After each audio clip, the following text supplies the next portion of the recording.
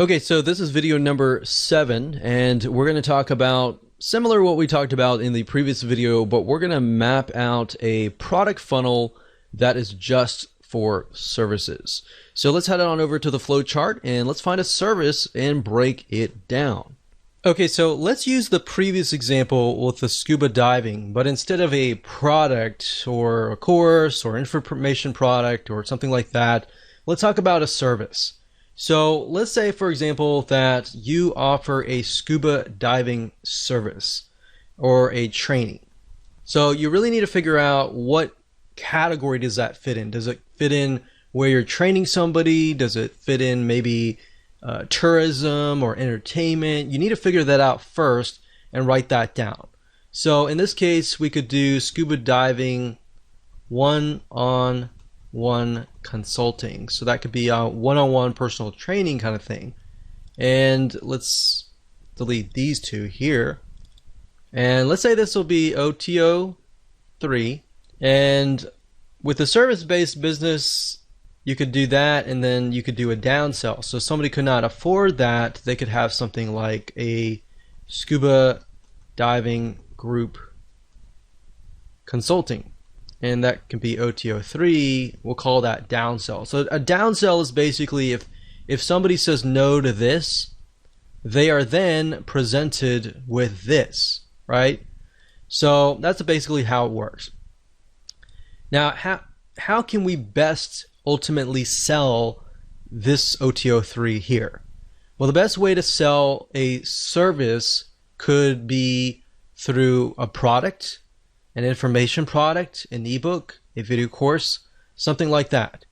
So if your ultimate goal is to get them here, then similarly as the previous funnel, you could use a video course. So that could be a scuba diving course, we'll say video course. And then if we take a snippet of the course over here, this could be a scuba diving port. And then we can move back again over here. And this could be something like a scuba diving checklist, like a diagnostic test or something. So let's see, OTO 3, 2, 1, front end offer. So I'm going to actually do just OTO 2 because in this case we could solve their problems via this. So we're going to do OTO 1 or OTO 1. We're going to do, actually, instead of a report, we're going to do an ebook. And that can be front end. And that could be anything you want. You could do something like the top 10 reasons why blah, blah, blah. You fail in scuba diving. And then you could have the done for you service over here that talks about how to succeed or how to avoid these failures or whatever. So this could be of course, the lead magnet, which is the freebie that you give away for free in exchange for somebody's email address so that you can communicate with them over and over again. So that can be it for a service-based business. So essentially somebody wants you to take them by the hand and walk them through the process. So another service-based business could be done for you. I mean, essentially everything that is service-based business is done for you. You're doing it for them. Even a plumber. I've actually purchased from a plumber before, and they have had one-time offers as well. But just keep in mind, you don't want to, with service-based business, you want to avoid forcing people. For example, I think the plumber that helped us actually said, okay, if you buy this, you can buy this extra package into this like monthly gold club or something and get a 10% discount. And it didn't really make a lot of sense because what he was doing was he was doing bump sales. He wasn't actually doing one-time offers or anything like that. So in certain service-based businesses, you really have to think, is this really right for me or not? Because some things like plumbing, people may not be open to that. But generally, things like even scuba diving or information products, people tend to be more open on that.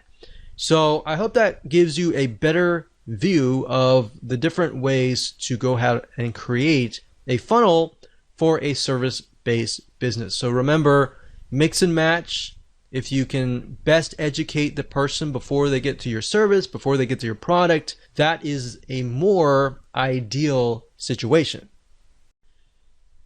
Hello and welcome to video number 8, and just want to say congrats. At this point in time, you have reached the end of this video course. So to ensure that you use everything you have learned, we're going to talk about shopping cart systems that will actually help you achieve this goal and set up the one-time offers properly via automated systems so that whenever somebody buys your front-end offer, they will be automatically presented with the OTO 1 or OTO 2, 3, 4, 5, or whatever, how many one-time offers that you have. Now, there are many out there, but here are just to name a few. There's jvzoo.com, there's zaxa.com, and there's infusionsoft.com.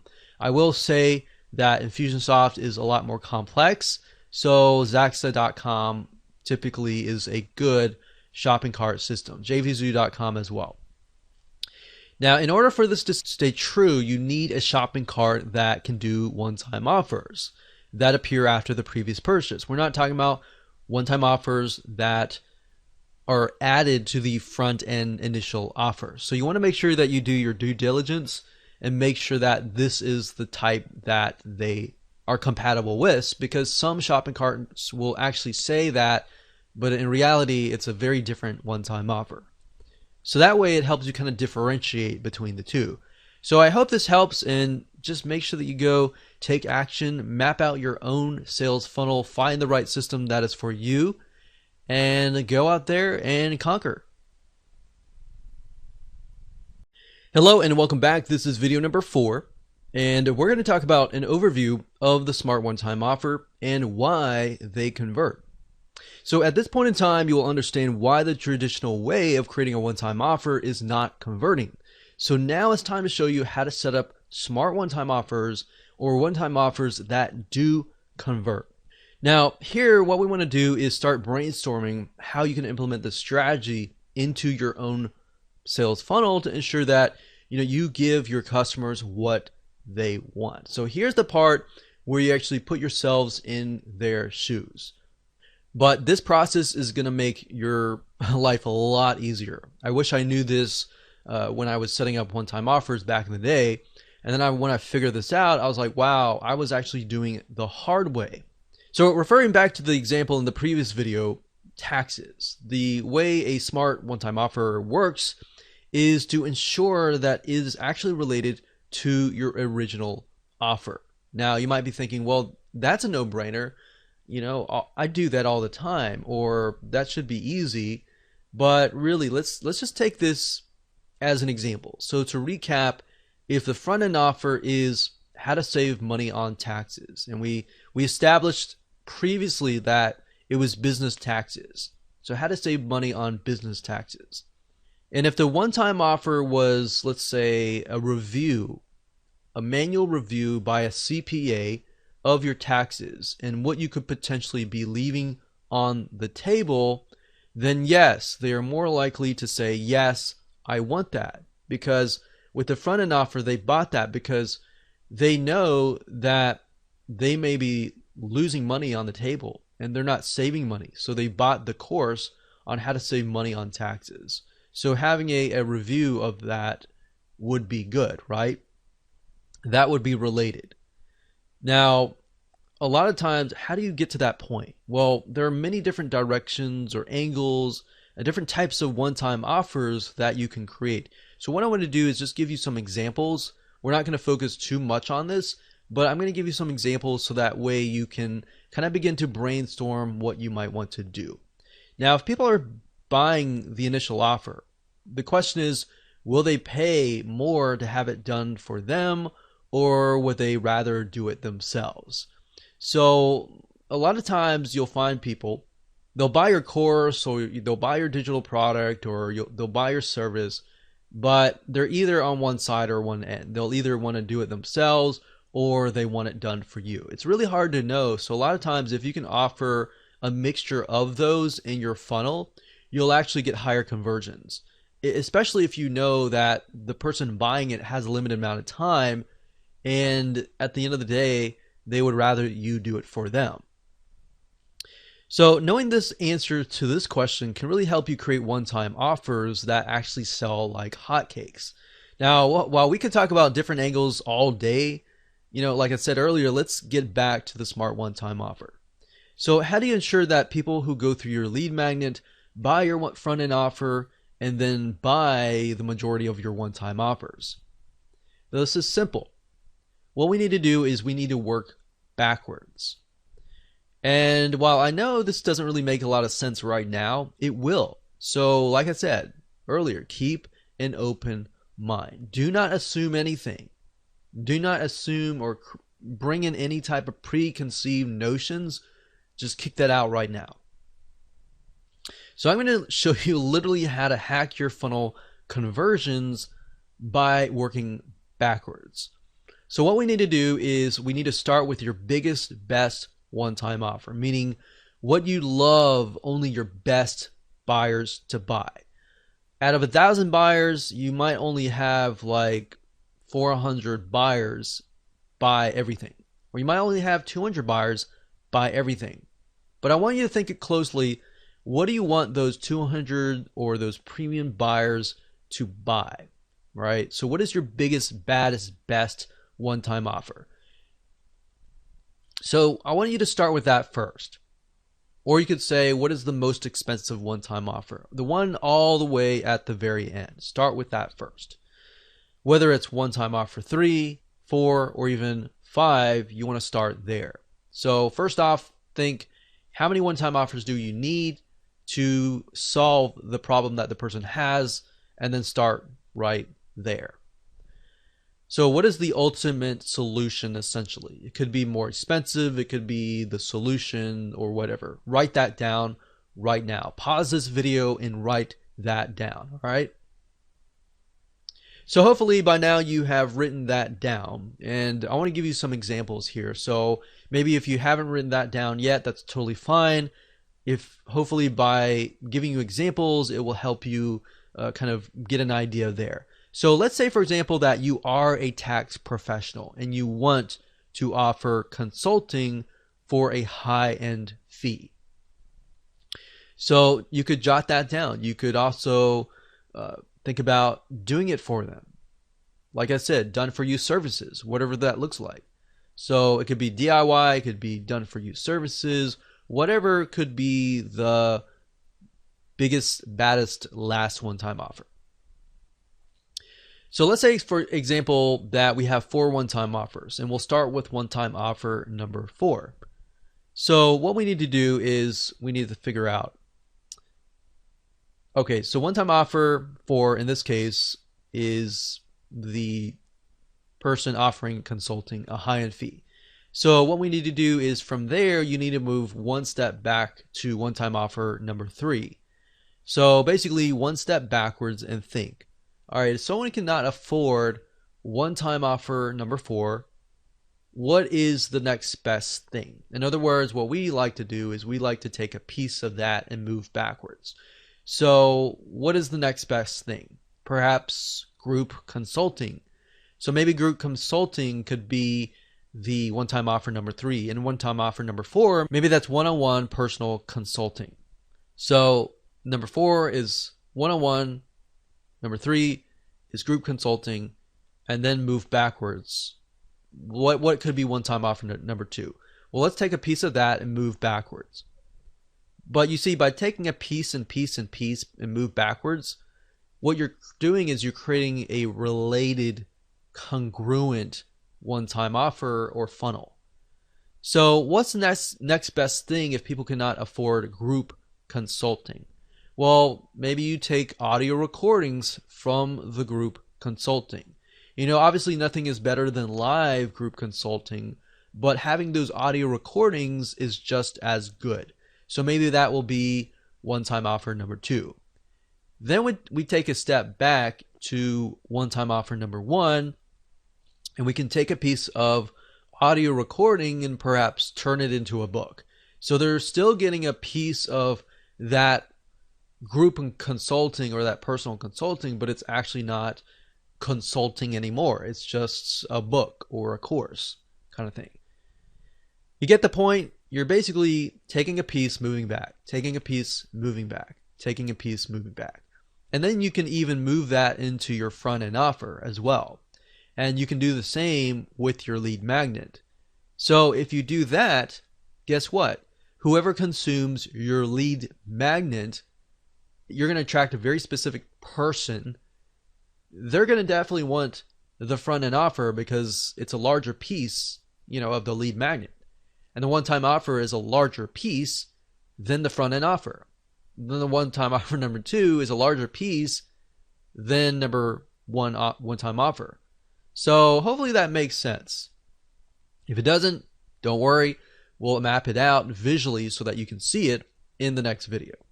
So like I said, it'll make more sense in video number 5, but that should kind of get your mind going a little bit. So that's it. Let's move on to video number 5 and let me map it out so you can visually see it so that it can really stick in your minds. Hello and welcome to video number 6. This is Smart OTO Real Example and in relation to products. So now that we've covered how to create a funnel and what it looks like to map it out, let's talk about some real life examples. Now, because products and services can drastically be different, what we want to do is we want to ensure that you understand how to implement this inside of your business. So in this particular video, we're going to talk about how to create smart one-time offers for products. So if you have a service, you don't have a product, but if you have a mixture of products and services, I would recommend that you watch this one and the next. But if you do not have products and you're just purely 100% a service-based business, then I would rather you skip this video and go to the next, all right? But you might learn a few things by watching this video before watching the next. So let's head over to the flowchart system again and let's find a product and break it down in relation to products.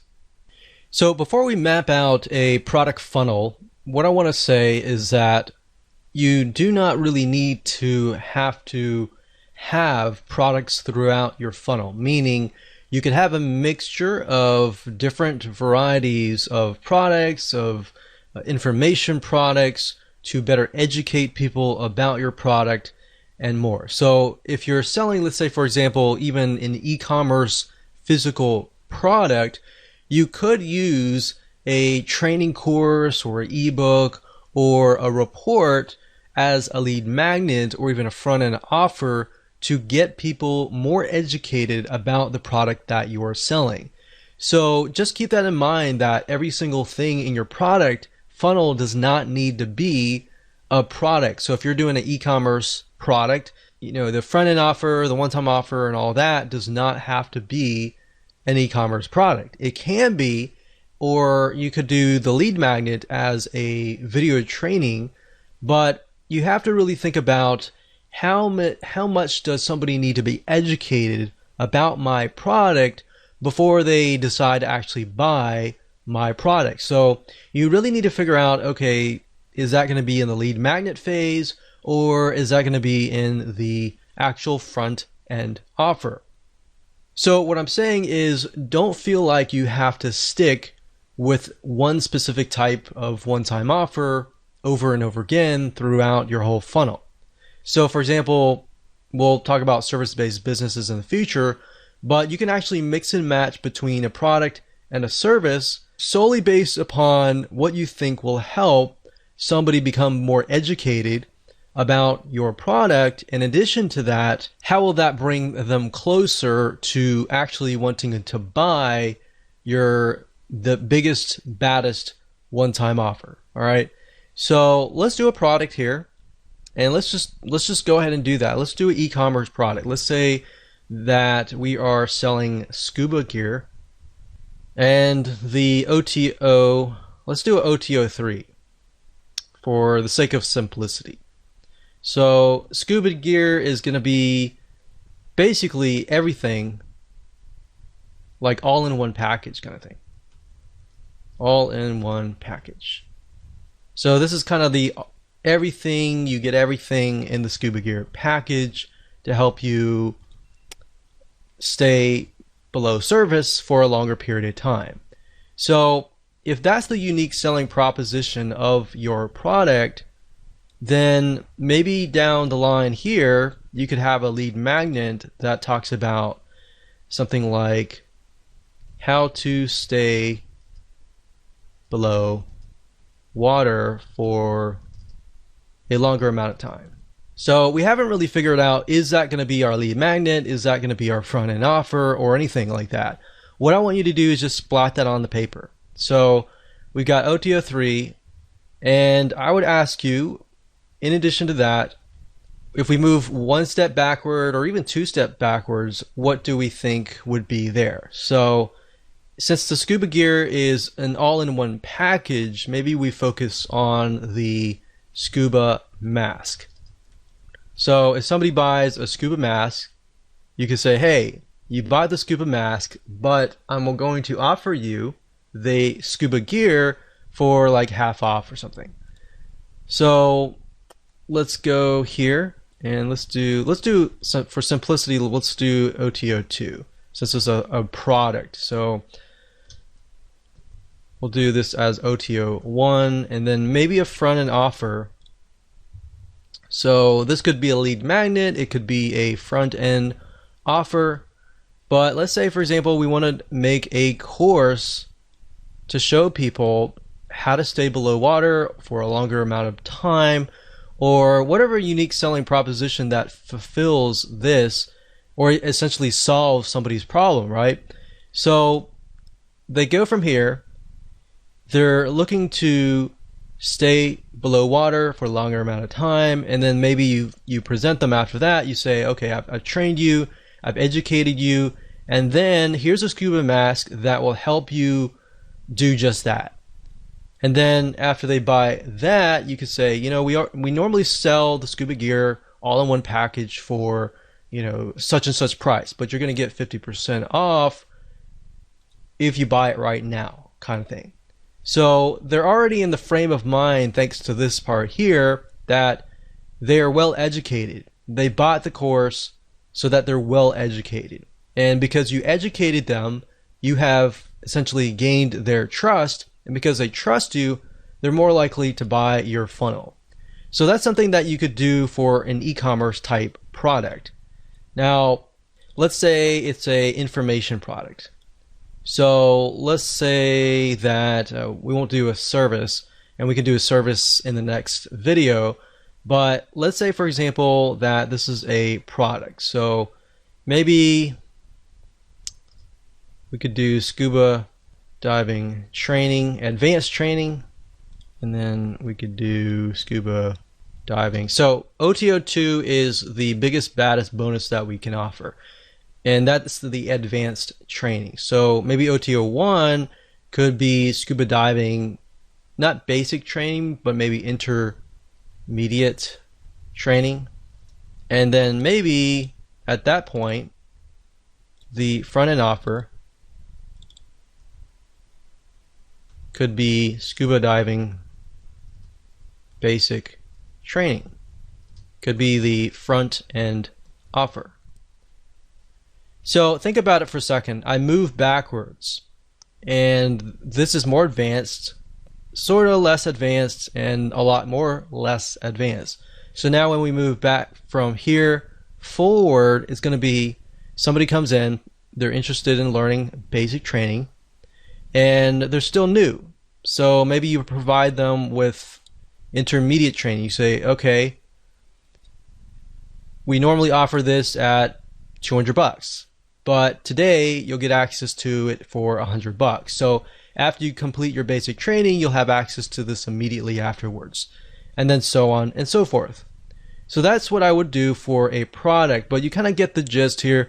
This is fairly simple as long as you start with this as the top level and then move down. So in this case, I kind of use the skill level from top, middle, bottom, so that when we go from here to here, it's a progression upwards, right? So you could use that method, you could use the method I taught you before, you could use any method, but hopefully that gives you a better idea on how to essentially create your OTO funnel.